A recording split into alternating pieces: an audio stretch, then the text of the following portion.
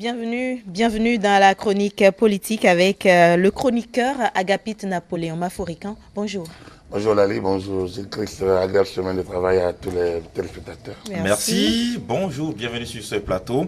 On parle politique avec vous, évidemment, et le titre de la chronique en ce lundi, c'est « Nostalgique s'abstenir ».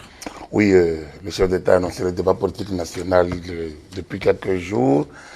Ça s'active pour son organisation et déjà, comme d'habitude, des voix s'élèvent pour pouvoir donner du rythme à cette grande rencontre.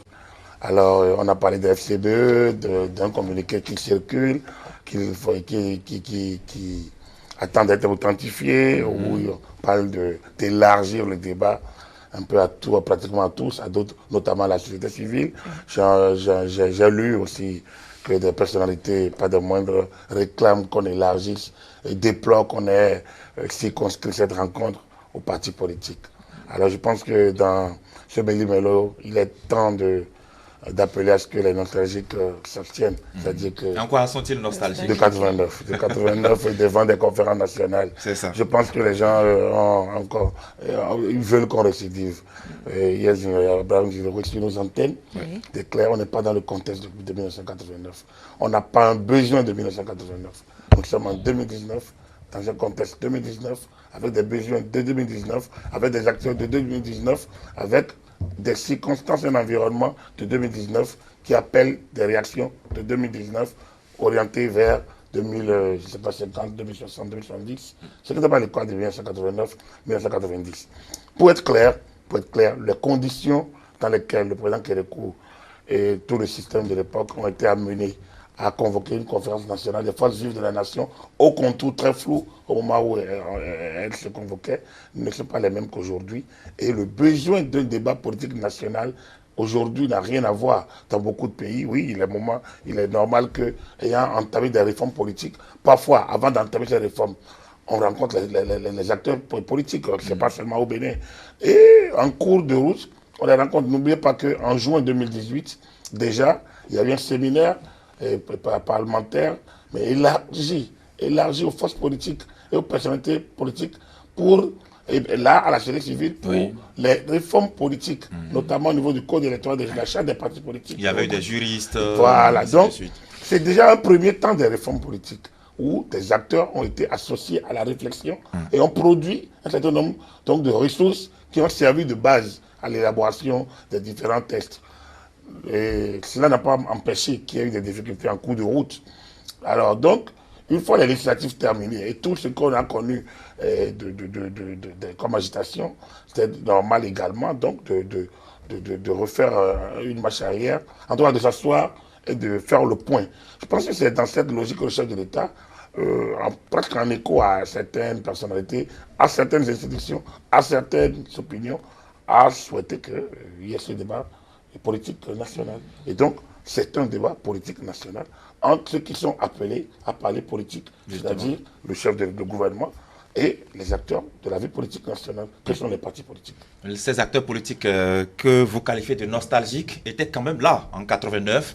Actuellement, s'ils agissent cela, vous pensez que c'est par mauvaise foi ou par caprice? Non, en fait, c'est pas eux qui sont nostalgiques. Nostalgique, c'est toute personne qui n'a de regard que dans le rétroviseur de 89. C'est pas que les acteurs politiques, c'est tous ceux qui réclament qu'on élargisse. Ils réclament plutôt un large débat national. Ils réclament, non, il y a des débats sur l'école, il y a des débats sur la décentralisation, il y a des débats sur la famille, il y a des débats sur l'environnement, il y a des débats sur la vie politique nationale. On ne peut pas élargir un débat politique à des acteurs qui parlent d'autre chose. Je pense que ce serait perdre du temps, gaspiller des ressources et perturber le bon fonctionnement des institutions. Je pense que nous avons une charpente, une architecture institutionnelle en place depuis 30 ans qui fonctionne peu ou prou, avec ses limites et ses difficultés, mais qui fonctionne quand même et qui fonctionne si bien que on ne veut même pas qu'on la touche, cette architecture-là, à travers la Constitution.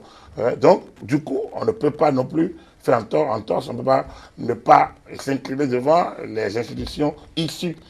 Seulement, ces institutions vieillissent peut-être, il faut que ça prenne de la rouille, il faut parfois dépoussiérer, et donc, de temps en temps, quelques réformes. Et donc, la réforme du système partisan et la réforme du système électoral font partie des réformes majeures. Et aujourd'hui, vous voyez, aujourd'hui, la scène politique, elle est assainie. Elle est suffisamment assainie, hein, de 200 clans, partis politiques et tout ça. On se retrouve à 7 ou à 8. C'est déjà ça. Hein, avec des blocs, avec des idéologies. On nous parle aujourd'hui d'idéologie.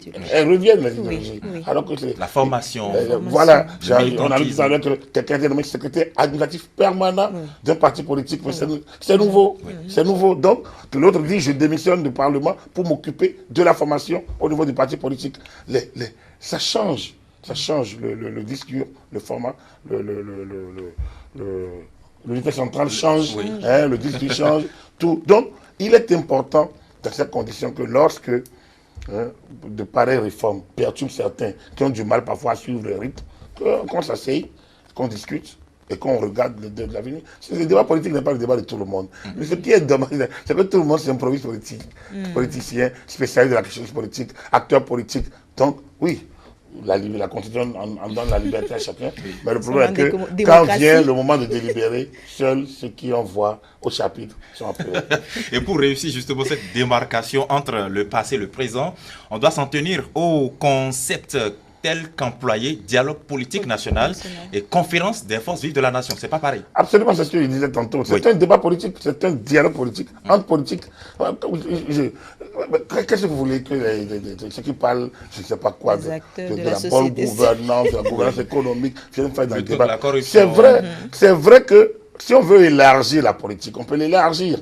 Mais notre constitution fait des partis politiques des groupes organisés qui animent la vie politique nationale. À partir de ce moment-là, la vie politique nationale est là, c'est le propre des partis politiques. On ne peut pas laisser les partis politiques, comme on en a tellement l'habitude. On laisse les gens qui sont qualifiés, on va aller prendre d'autres. On élargit, on ouvre, et puis ça chamaille, ça bavarde, ça grouille, et puis finalement, tout le monde parlant, personne ne s'écoute. Ici, je pense qu'on n'est pas à la conférence des forces vives de la nation. En tout cas, le chef d'État n'a pas encore convoqué une telle rencontre. Et personnellement, je n'en vois pas l'opportunité. On n'est pas dans les contextes, on n'est pas dans les conditions.